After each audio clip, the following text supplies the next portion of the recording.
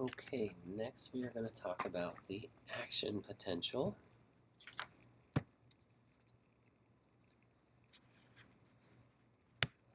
And we are going to start off with a movie. And I'm going to Mastering AMP. Go to the AMP Flicks. And we're going to watch Generation of an Action Potential.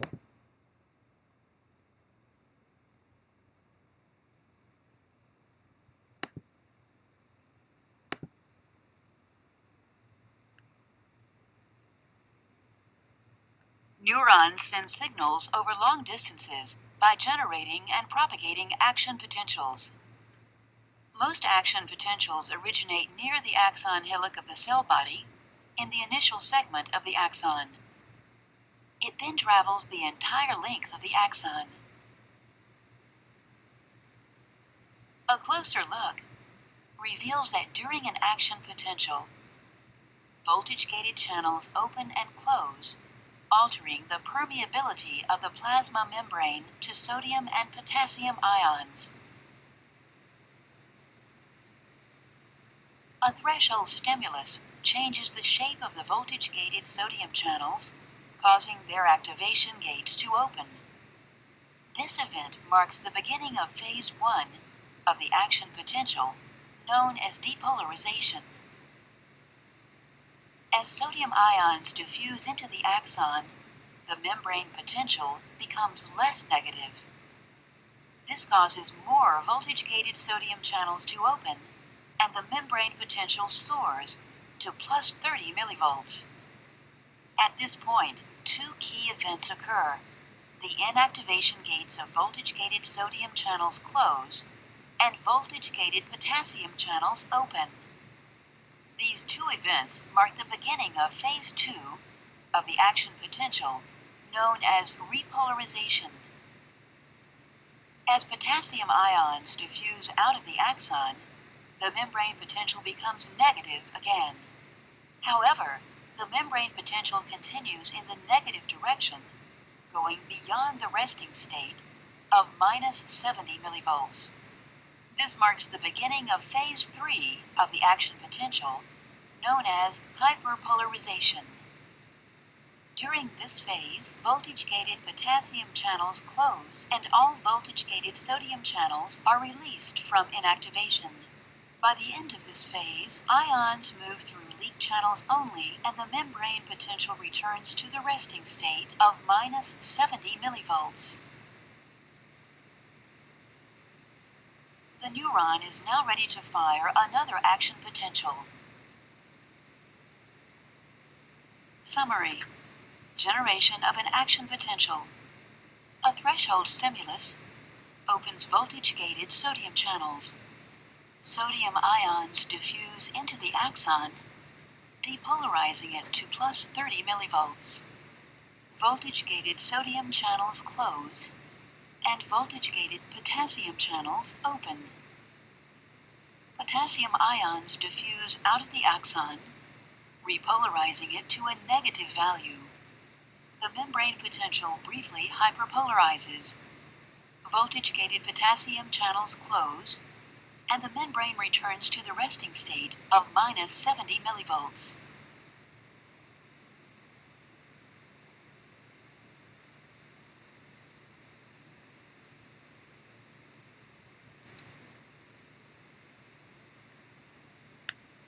Okay, so now let's look at those steps one at a time and explain it. So, first I want you to simply listen to the movie. The action potential is initiated in the axon hillock. A threshold stimulus immediately will open voltage-gated sodium channels. That's what happened at the threshold. The membrane potential returns to the resting state due to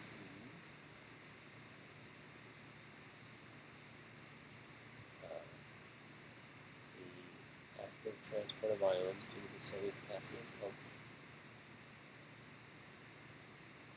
Now here's another explanation of another little movie. So here's a neurotransmitter. It's going to come open some chemical gated channels. So that channel open. The sodium ions want to enter through their electrochemical gradient. As they enter, they're going to diffuse down here and open this. This is now a voltage gated sodium channel. And the positive charge opened it. That allows still more sodium to come in. And meanwhile, the acetylcholine diffuses away, and this channel is going to close.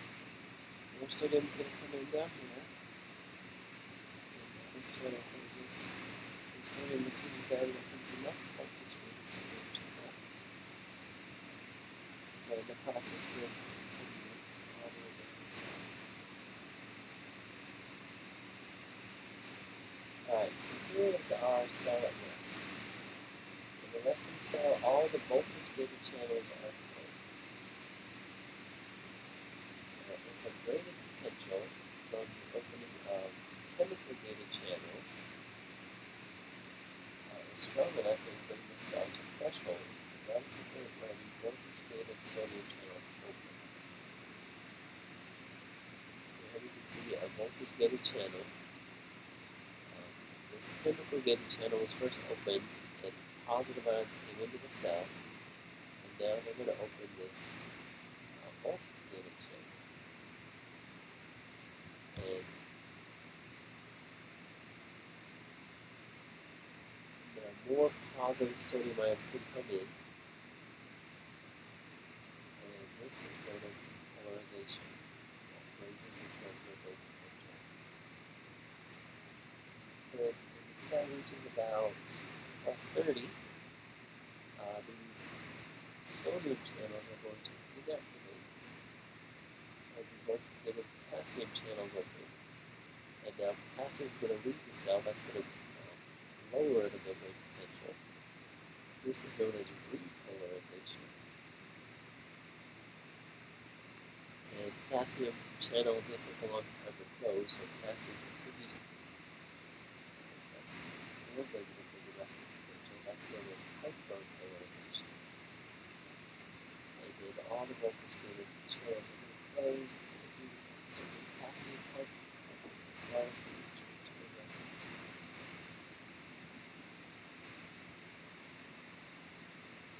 The absolute refractory period, this is the time when another action potential cannot be generated, and that's because of these channels here being inactivated.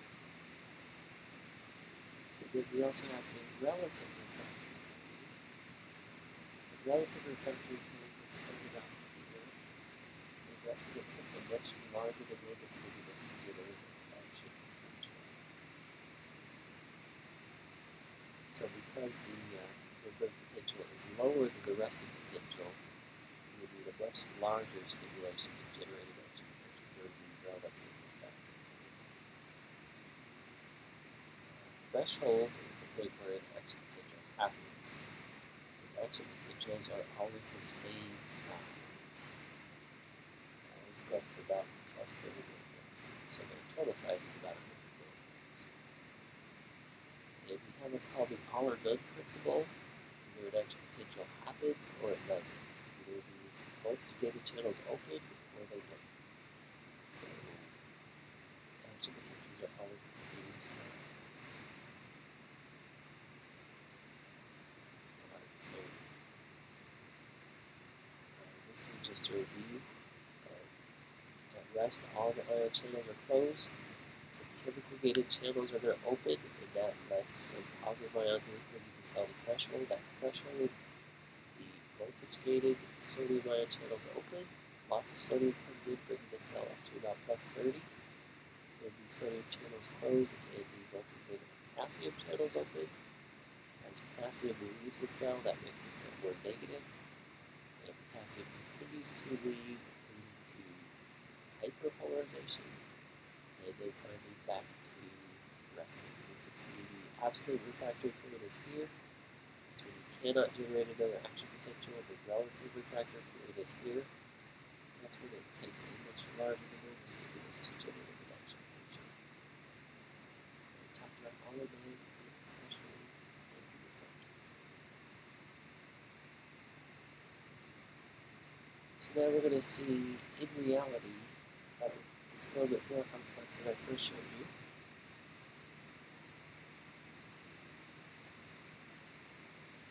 Now we're going to add some potassium. So, same thing happens. A chemical, in this case acetylcholine, is going to come and open a chemically gated channel, and sodium is going to enter, and the sodium is going to fuse down and open a voltage gated channel. That's when the cell reaches threshold, and lots of sodium can come in, and that sodium will fuse down. The acetylcholine goes away, this channel closes, and this part of the membrane is a depolarization. This part over here is a repolarization as this potassium channel opens and potassium leaves. And the depolarization continues down here in this part of the membrane, and more sodium enters. This sodium channel is going to close, and this potassium channel opens. So this part of the membrane is a repolarization. And it fuses down, and this part is depolarizing. Repolarization, and this will continue down the membrane, and then followed into repolarization, and then we have the sodium potassium chemically working to help sodium out and potassium in, bring the cell back to the resting phase.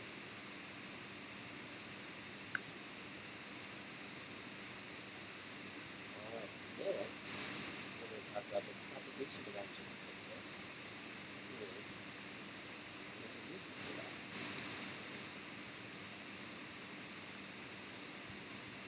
Go back to the industrial phase area.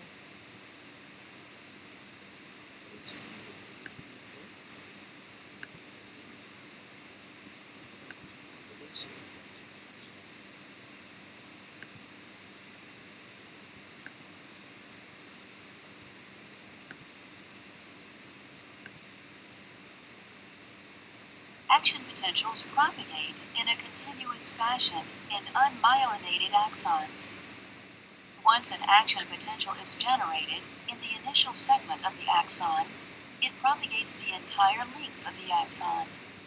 Recall that a threshold stimulus causes voltage-gated sodium channels to open.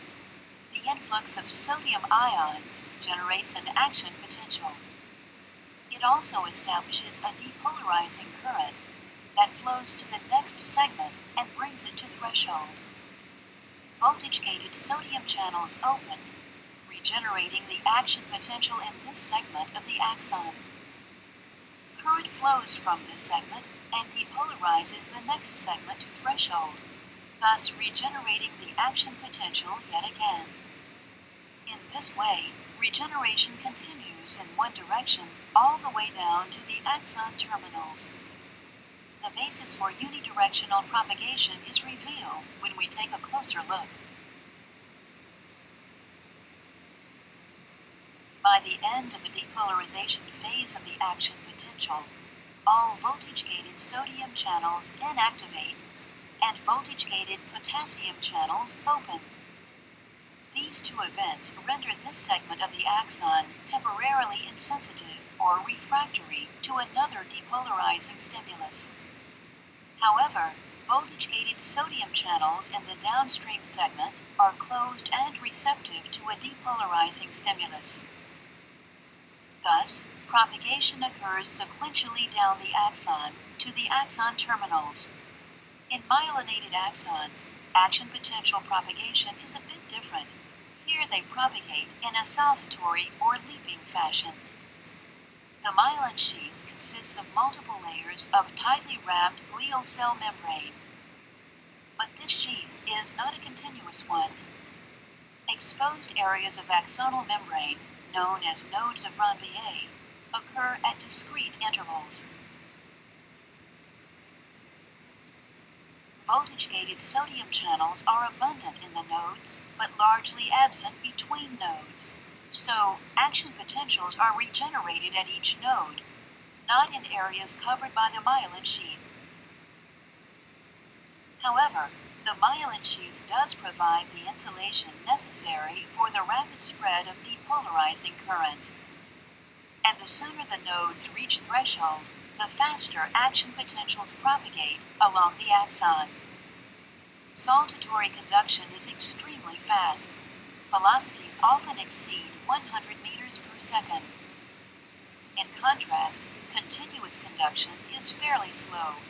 Velocities rarely exceed 2 meters per second. Nevertheless, both continuous and saltatory conduction propagate action potentials over varying distances because action potentials regenerate along the way.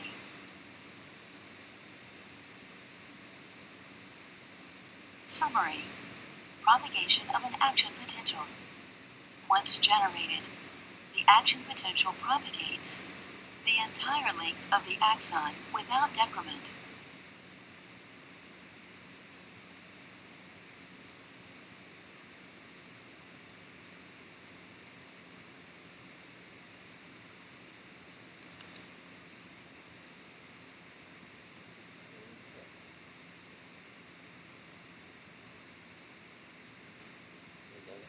Over this meeting. The influx of sodium ions in one segment of an unmyelinated axon in exchange which is the following events.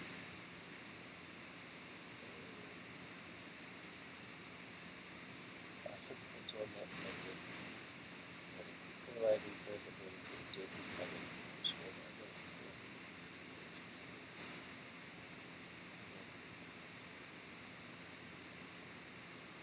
action potential propagation in myelinated axon is known as saltatory conduction.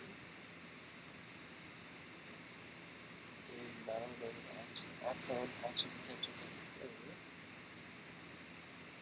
only at nodes around the air and propagate rapidly.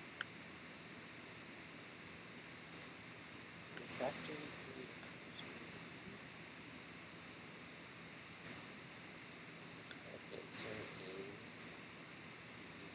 where the serum channels are inactivated and the potassium channels are open.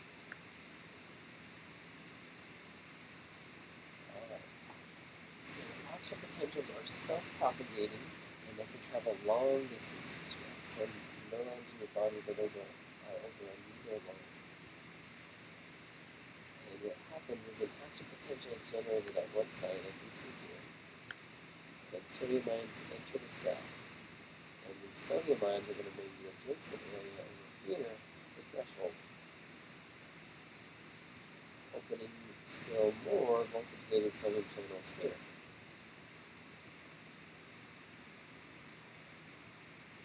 The action potential travels in one direction because of the refractory period. So all this area is refractory, the action potential can go backwards and go forwards. And then propagation in a myelinated axon is faster because it only needs to be regenerated at the nodes. That's where it travels from node to node, and the action potential is regenerated at each node. Let's see other things. So myelinated axons, action potential travels faster, and it's called saltatory propagation. And this shows those events. So it's only generated at these nodes. That way it's not generated every single second. And that allows the action potential to be about 50 times faster. The velocity of action potentials depends on the degree of validation and the axon diameter. The bigger diameter will be a faster action potential. Our next topic is the synapse. Synapse, such as this one. Information travels from the presynaptic cell to the postsynaptic cell. Neuromuscular junction is a specialized synapse between nerve and vessel.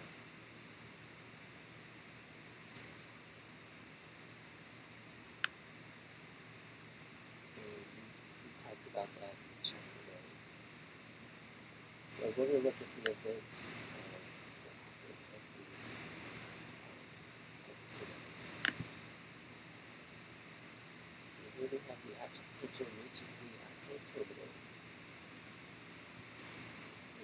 polarizes the synaptic node that's away from the synaptic terminal. This opens voltage-gated calcium channels. And calcium ions then are going to enter the cell. So here's the calcium ions entering the cell. And calcium binds to proteins on the synaptic vesicles. If you look at a synaptic vesicle, it actually looks like this. It looks like circles of here they have lots of different proteins on them. So transporters that fill up the vesicle of neurotransmitter like this one.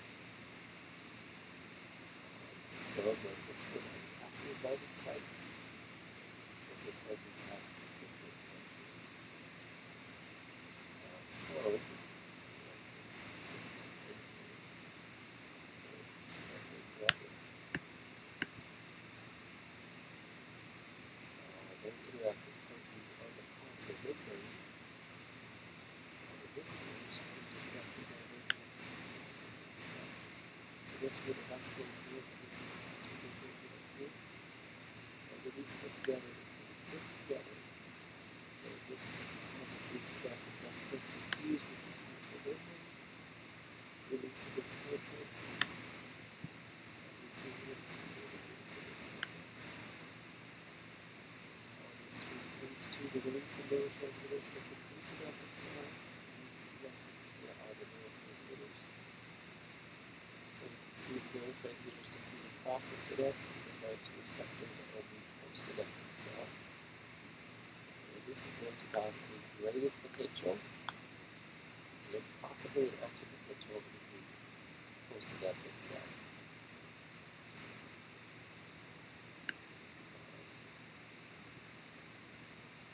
And it's only effects temporary because those neurotransmitters are going to diffuse away and they're going to be broken down by acetylcholine esterase.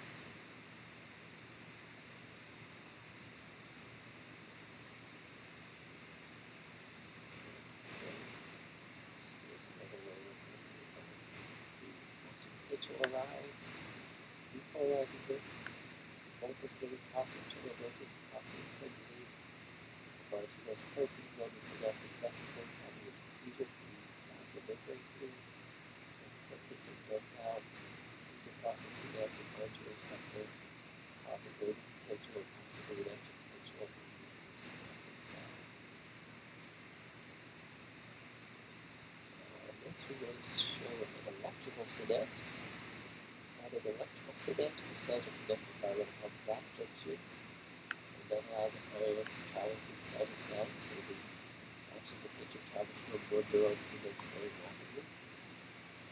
In some areas of the central nervous system. Now, we want to talk a little bit about inflammation processing. First, we need to know what a postsynaptic potential is. Postsynaptic potentials are generated in the postsynaptic membrane. And they can be excitatory, EPSPs, or inhibitory, IPSPs. Sometimes they're separate.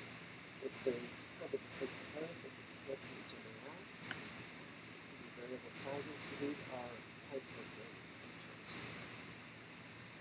And if you look at this figure, this shows how many different inputs this one neuron is receiving. And really, a single neuron may receive up to thousands of other neurons. And the inputs from all these neurons are integrated in the cell body. So a single EPSP, like we saw back here, one EPSP is not going to bring the cell to pressure, especially when we're looking at about 160. So it's going to take several EPSPs they have to add together to bring the cell to pressure. And there's a couple of ways that can happen. It can be combined by temporal or spatial summation. This shows temporal summation. And you have one axon here, it's going to send stimulus and then another stimulus. And if those are close enough in time, they can add together or sum to generate an action potential. Also, we can have spatial summation like this for two different axons. Stimulus arrives at the same point when they're all together, and then allow the cell to generate an action potential.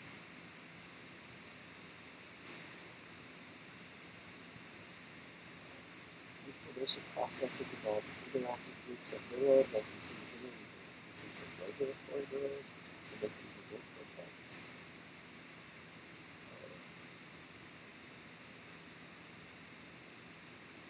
Information could also be encoded in the frequency and the pattern of action potentials inside muscles. So information processing is very complex. We're not going to worry about it in this class. Once we get these regulatory neurons, the neurons can be connected, different types of neurotransmitter, and they have different types of receptors, and depending on the stimulus, and there are different or more than one neurotransmitters, which can have different effects. Here are some neurotransmitters, and they can be excitatory or inhibitory, depending on the receptor. Also, depending on the receptor, a neurotransmitter can have immediate effects or slower, longer-lasting effects through second messengers. And this shows how the frequency of action potentials, that's another way that data can be stored or communicated. We saw this with muscles. Kind of tetanus, sort of the same thing happens in neurons. I can tell the difference between a light touch and a soft touch by the frequency of action potentials, because remember, action potentials are always the same size. But for a light touch, I might get a low frequency of action potentials, and for a harder touch, I'll get a higher frequency of action potentials. And we're not going to worry about circuits for this class.